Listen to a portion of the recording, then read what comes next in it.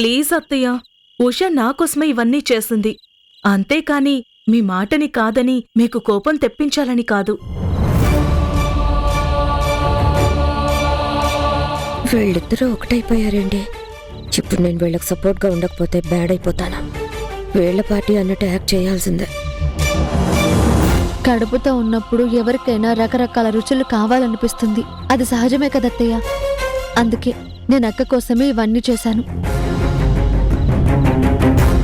కడుపుతో ఉన్నప్పుడు ఒక తల్లి ఏం తినాలనుకుంటుందో మీకు తెలీదా?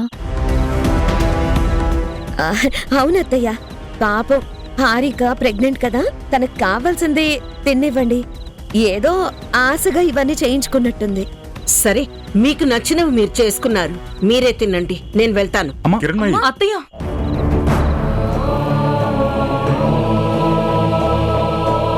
ఇప్పుడు మీరు భోజనం కనుక చెయ్యకపోతే ఇవన్నీ కోరి చేయించుకున్న నేను కూడా భోజనం మానేస్తాను. వీళ్ళకి నేనంటే నిజంగానే గౌరవం ఉందా, లేక నటిస్తున్నారా? మీరే ఒకసారి చెప్పారు కదత్తయ్య, భోజనం వదిలేసి వెళ్ళిపోకూడదు అని. మా అందరికీ చెప్పి మీరే ఆ మాట దాటితే ఎలా? కిరణ్మయి, కూర్చో. చిన్న విషయాన్ని పెద్ద చేయకు. నా మాట వినుకోచ్చు.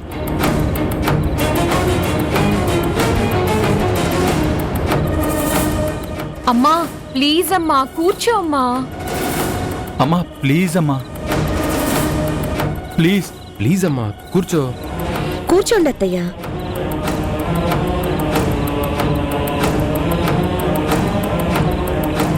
వంటలన్నీ ఇవాళ గుమగుమలాడుతున్నాయి. కూర్చో నువ్వు. అక్క నువ్వు కూడా కూర్చో.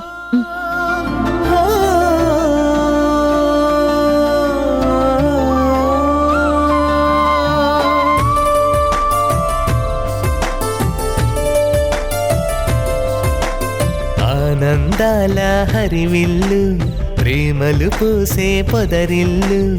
ఆనందాల హరివిల్లు, ప్రేమలు పూసే పొదరిల్లు.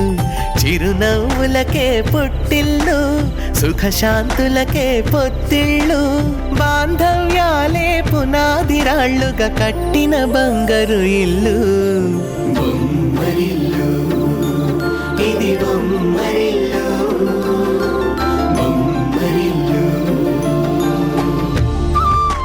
ఆహా, ఇంత రుచికరమైన వంటలు ఇంతవరకు నేను ఎప్పుడు తినలేదు ఉషా.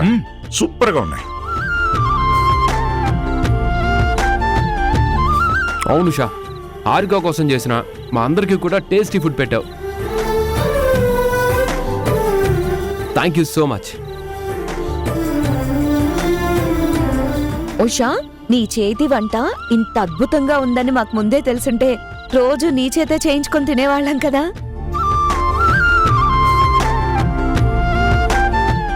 బావగారు, అసలు ఎవరి కోసమైతే ఇవన్నీ చేశామో వాళ్ళని వదిలేసి మీరొక్కరే తింటే ఎలా? మా అక్కకు కూడా పెట్టాలి కదా. మీ చేత్తోనే ప్రేమగా ముద్దలు చేసి మా అక్కకు తినిపించండి.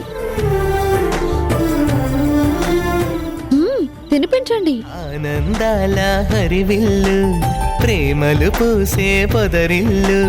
చిరునవ్వులకే పుట్టిల్లు, సుఖశాంతులకే పొత్తిళ్ళు.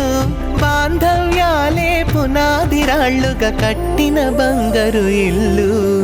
బొమ్మరిల్లు, ఇది బొమ్మరిల్లు.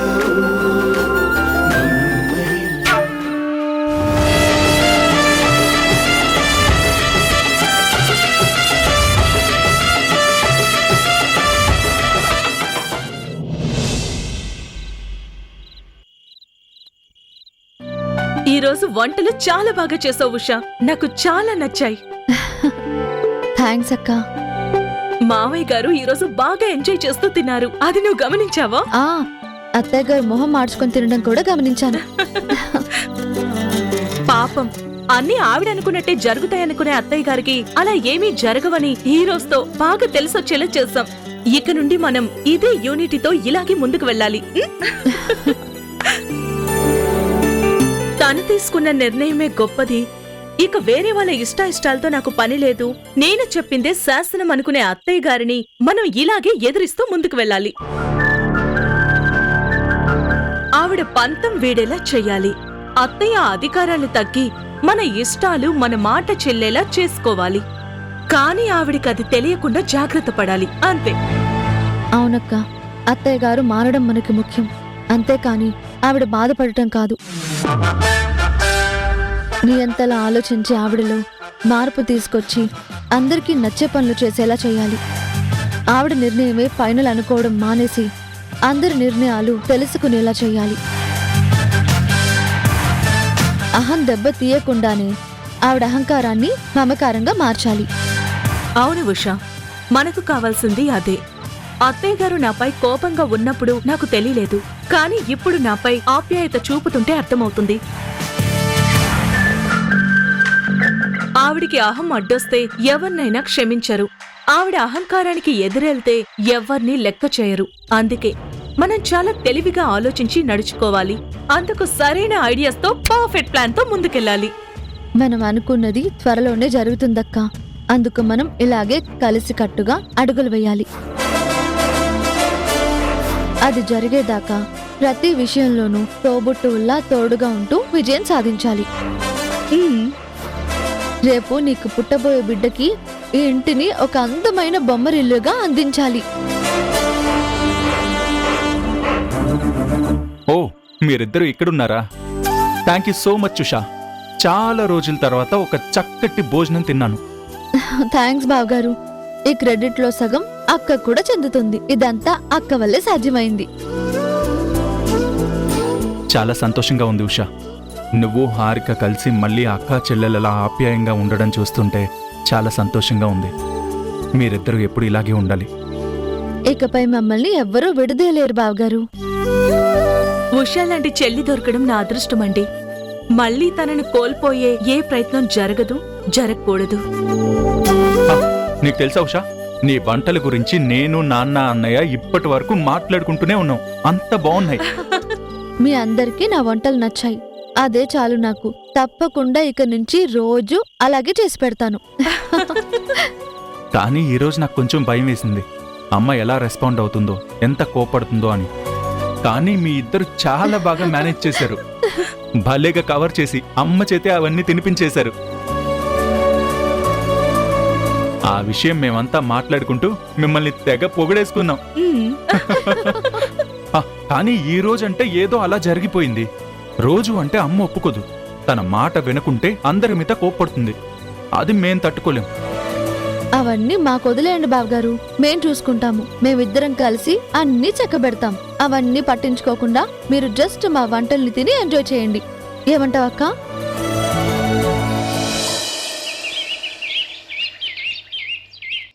ఎవరండి మీరు? నమస్తే మేడం, మేము కేర్ చారిటబుల్ ట్రస్ట్ నుండి వస్తున్నాం. కిరణ్మయి మేడం గారిని కలవడానికి వచ్చాం. ఓ అవునా, తను వస్తారు, మీరు కూర్చోండి. అలాగేనండి.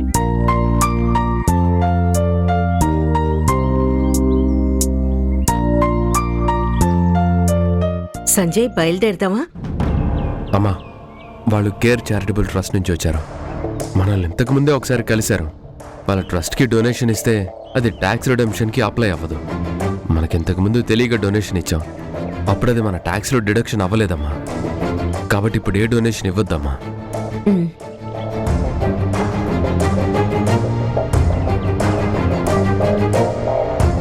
చెప్పండి మేడం, మేము కేర్ చారిటబుల్ ట్రస్ట్ నుంచి వస్తున్నాం. మీలాంటి పెద్దవాళ్ళ సహాయం కావాలి. మీరు కాస్త దయతలచి సహాయం చేస్తే మా చారిటబుల్ ట్రస్ట్కి చాలా హెల్ప్ అవుతుంది. మేము ఇప్పటికే చేయవలసిన డొనేషన్స్ చేసేసాం. ఇప్పుడు ఇవ్వడం కుదరదు. మీరు వెళ్ళొచ్చు. అలా అనకండి మేడం, మీ మీద ఎన్నో ఆశలు పెట్టుకుని ఇక్కడికి వచ్చాం. చెప్తున్నాను కదా, ఇప్పుడు ఇవ్వడం కుదరదు. ఇంతకు ముందు కూడా మీరు మా ట్రస్ట్కి సహాయం చేశారు. ఈసారి ఎందుకు కాదంటున్నారు? ఏదైనా తప్పు జరిగిందా? మీ ట్రస్ట్కి డొనేషన్ ఇస్తే అది ట్యాక్స్ రిడక్షన్ యాక్ట్లో కూడా రావట్లేదు. ఇంకా మీకు డొనేషన్స్ ఎలా వస్తాయి? అదే సార్ మా ప్రాబ్లం కూడా. అందుకే ఎక్కువ డొనేషన్స్ రావట్లేదు. మా ట్రస్ట్లో 200 మందికి పైగా అనాథ పిల్లలున్నారు. వారికి ఆహారం కోసం మేం చాలా కష్టపడాల్సి వస్తుంది.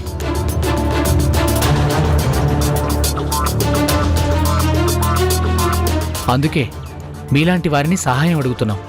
దయచేసి ఆ అనాథ పిల్లల్ని ఆదుకోండి మేడం.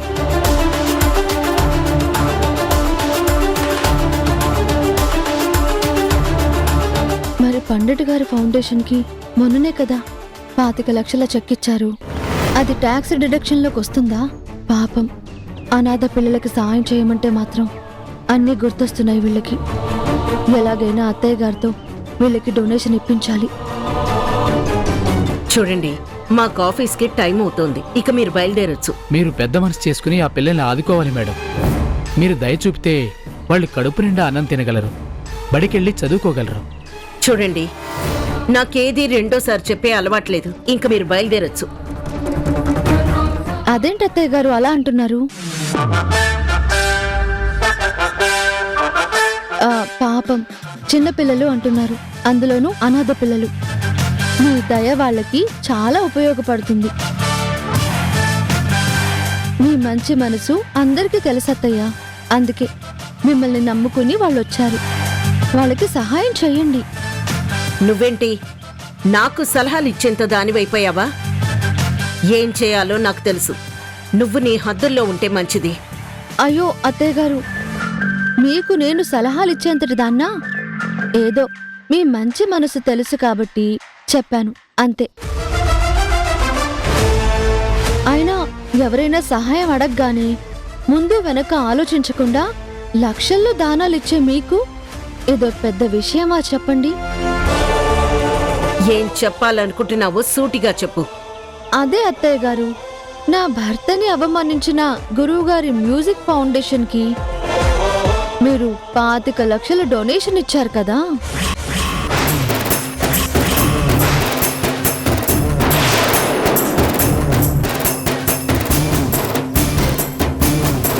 అదేంటి, అమ్మ 25 లక్షలు ఇచ్చిందా?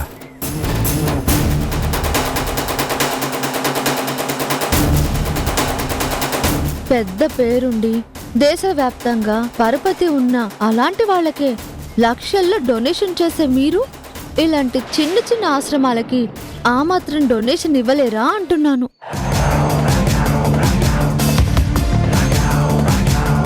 అదేంటమ్మా, ఆ ట్రస్ట్ కూడా ట్యాక్స్ రిడక్షన్ అవ్వదు. దానికే 25 లక్షలు ఇచ్చావంటే వీళ్ళకి ఇవ్వడంలో తప్పులేదు.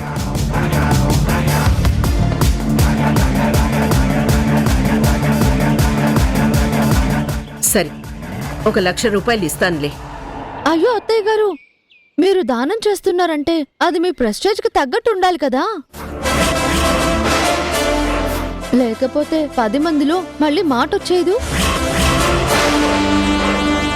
నేను ఇంటికి వచ్చిన దగ్గర నుంచి చూస్తున్నాను, మీరు ఆకలి అన్న వాళ్ళకి అన్నపూర్ణ, ఆపదలో ఉన్న వాళ్ళకి ఆదుకునే లక్ష్మీదేవి, తప్పు చేసిన వాళ్ళని శిక్షించే ఆది పరాశక్తి, మా అమ్మ దేవత అని మా ఆయన పదే పదే చెప్తారు. అలాంటిది మీ స్థాయికి తగ్గట్టు ఓ 5 లక్షలైనా ఇవ్వద్దు? ఇచ్చేయండి. ఇది టైం చూసుకుని నన్ను బానే కార్నర్ చేస్తోంది. దీని సంగతి తర్వాత చెప్తాను. ఇంకా ఆలోచిస్తారేంటత్తయ్య? మీకు మనసులో ఇవ్వాలనే ఉంది, మొహమాట పడకండి. ఆ చెక్ బుక్ తెమ్మంటారా?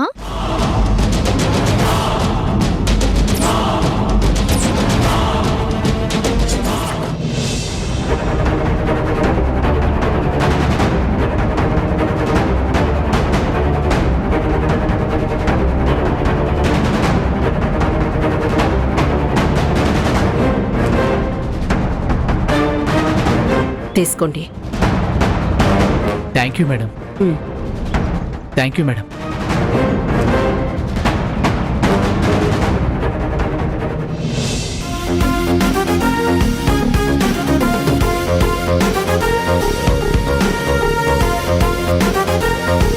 సంజయ్, నువ్వు వెళ్ళి కార్ దగ్గర వెయిట్ చేయి. అలాగే అమ్మా.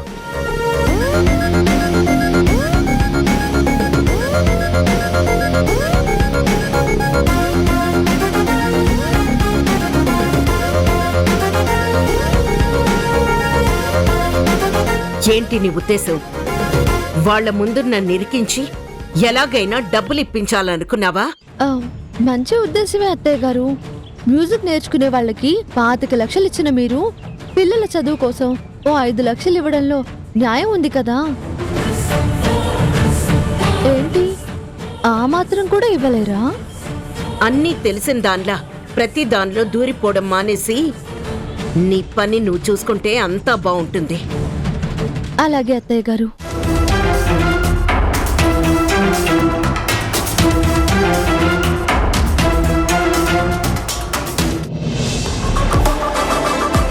అత్తయ్య, మీ అసలు స్వరూపం ఎవరికి తెలిసినా తెలియకపోయినా నాకు తెలుసు. ఇకపై మీ ప్రతి విషయంలోనూ నేను ఇలాగే అడ్డుపడతాను.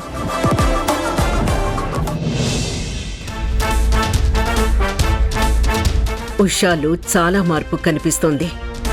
నా ముందు వినయం నటిస్తూనే నన్నెదిరించడానికి ప్రయత్నిస్తోంది. కానీ తనకి తెలీదు, నా ముందు ఎవరెన్ని వేషాలేసినా ఎవ్వరి ఆటలు సాగనివ్వను.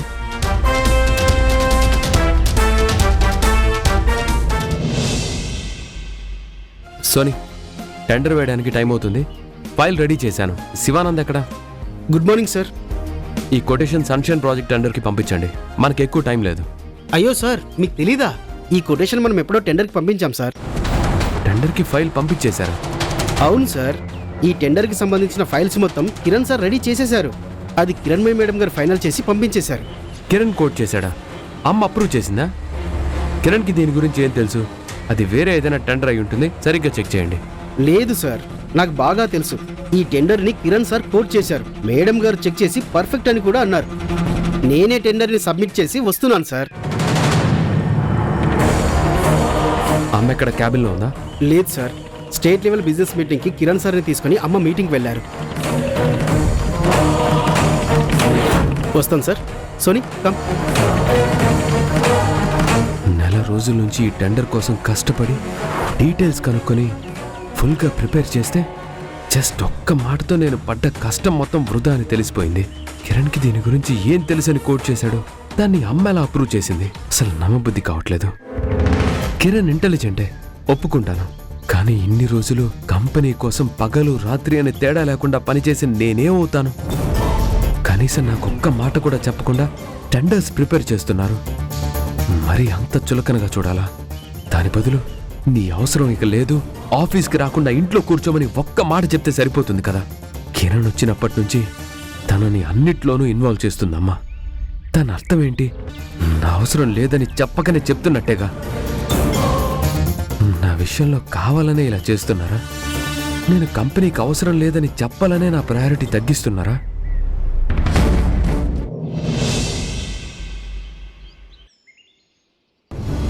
ఇలా ఖాళీగా ఉండడానికి ఆఫీస్కి రావడం దేనికో నాకు అర్థం కావడం లేదు. ఒకప్పుడు ఫ్రీ టైం దొరికితే బాగుండేదని కాస్త కూడా అనిపించకుండా పని పని అంటూ ఉండేవాడిని. ఇప్పుడు చేయడానికి పని లేక ఈ ఫ్రీ టైంని ఎలా వాడుకోవాలో కూడా అర్థం కావటం లేదు. అన్నయ్య, సార్ సార్ సార్ రండి సార్, రండి సార్, కూర్చోండి సార్, కూర్చోండి. ఊరుకో అన్నయ్య, కూర్చోండి సార్. కామెడీ ఎందుకు చేస్తావు? రైట్, కూర్చో. ఏమైంది? ఏంటి కొత్త పిలుపు? మాకు ఆఫీసులో చేయడానికి పనులే ఉన్నాయి సార్. మీరొచ్చిన దగ్గర నుండి అన్నీ తమరే చేసేస్తున్నారు కదా సార్. ముందా సార్ అనడం మానే అన్నయ్య, మరీ ఎటకారంగా ఉంది. మరేమనాలరా? రాను రాను అంటూ ఆఫీస్కి వచ్చావు. వస్తూనే షార్ట్ టైంలో కంపెనీ రెప్యుటేషన్ రెట్టింపు చేశావు. అమ్మ కిరణ్ కిరణ్ అని నిన్నే కలవరించేలా చేశావు. ప్రతి పని నీకే చెప్పేలా చేసుకున్నావు. ఎప్పటి నుంచో కంపెనీలో ఉంటూ ప్రతి పనిలో ఇన్వాల్వ్ అయ్యే నన్ను పక్కన పెట్టి అమ్మ నీకే ఇంపార్టెన్స్ ఇచ్చేలా ఎదిగిపోయావు. ఇప్పుడు నీ ముందు నేను నథింగ్. అందుకే ఇంత రెస్పెక్ట్ ఇస్తున్నాను సార్.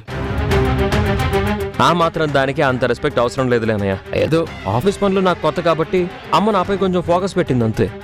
అంతే తప్ప ఇంకేం లేదు. అయినా నువ్వైనా నేనైనా అమ్మైనా అందరం పనిచేసేది కంపెనీ డెవలప్మెంట్ కోసమే కదా. అవునవును, అందుకేగా పెద్ద మ్యూజిషియన్ అవుతానని చెప్పి అక్కడ ఫెయిల్ అయిన నువ్వు ఇక్కడికొచ్చి నా పనికే ఎసరు పెట్టావు.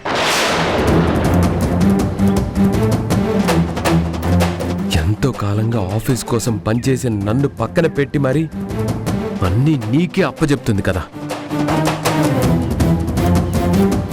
ఏనాడు నన్ను బాగా చేసేవరా అని ఒక్కసారి కూడా మెచ్చుకొని అమ్మ నిన్ను మాత్రం పొగట్టలతో ఆకాశానికి ఎత్తేస్తుంది.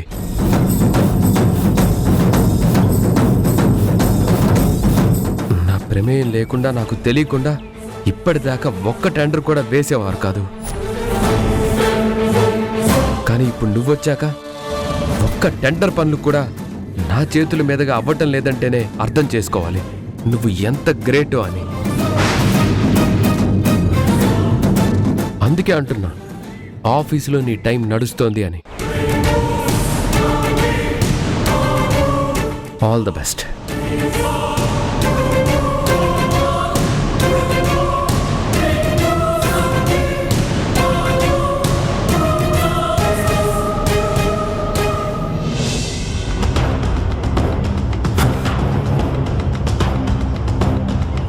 ఈ సామ్రాజ్యానికి ఎంతమంది వారసులున్నా ఏలేది మాత్రం ఒక్కడే.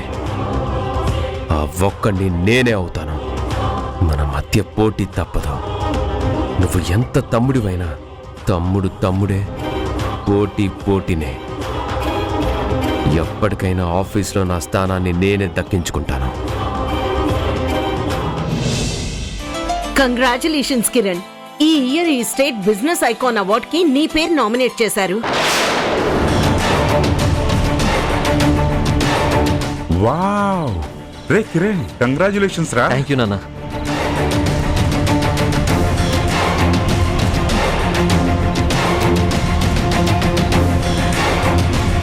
I'm proud of you man. Congratulations రా. థ్యాంక్స్ అన్నయ్య.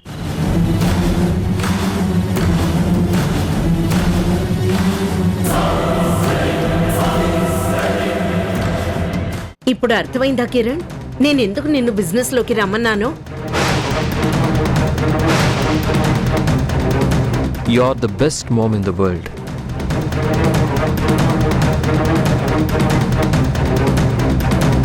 సంజయ్, ఏంట్రా నువ్వేం మాట్లాడలేదు? కంగ్రాట్స్ రా. థ్యాంక్స్ అన్నయ్య. ఈ అవార్డ్ క్రెడిట్ మొత్తం నీదే. నువ్వు హ్యాపీయే కదా?